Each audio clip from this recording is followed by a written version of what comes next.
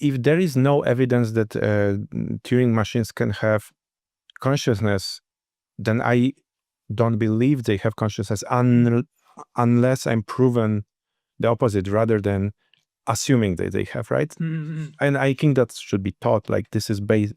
It's like me believing that the stone has a consciousness. I have two choices. I can believe that the pen has a consciousness or not. So I'm presuming it doesn't until proven differently, right? The fact that something is programmed, that doesn't change anything for me. Well, this is sort of like, right? Like, I mean, this is kind of like what, like Descartes thought, like basically animals were just basically like programmed. I mean, he didn't really think.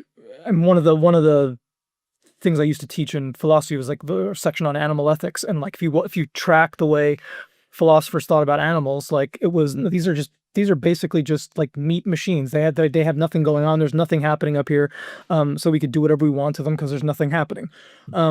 Those attitudes have changed as we started to do like brain scans. We've seen even mice. There's interesting stuff with mice where like a mouse will.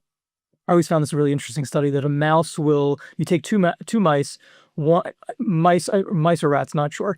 One in one cage where there's a lever for food. Then anytime it pulls a lever, food will drop down. Have you heard of this? So it pulls a lever, food drops down.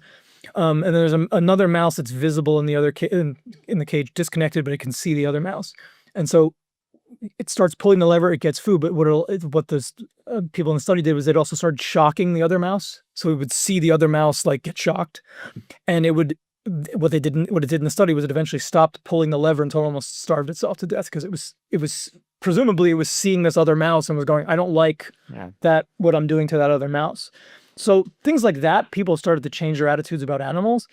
And so, but so to your point, like if people start seeing all of those attributes, even though they know, yes, it's programmed, but they're seeing, hey, I hit my robot, it makes the sound, it does they might start thinking, hey, this thing is a good point, but we are related to animals directly. Evolution, and we're not related to machines at all, right? So there's a big distinction. By the way, I could never understand Descartes believing in the automaton, in like a machine of an animal. It's like, he was have a dog.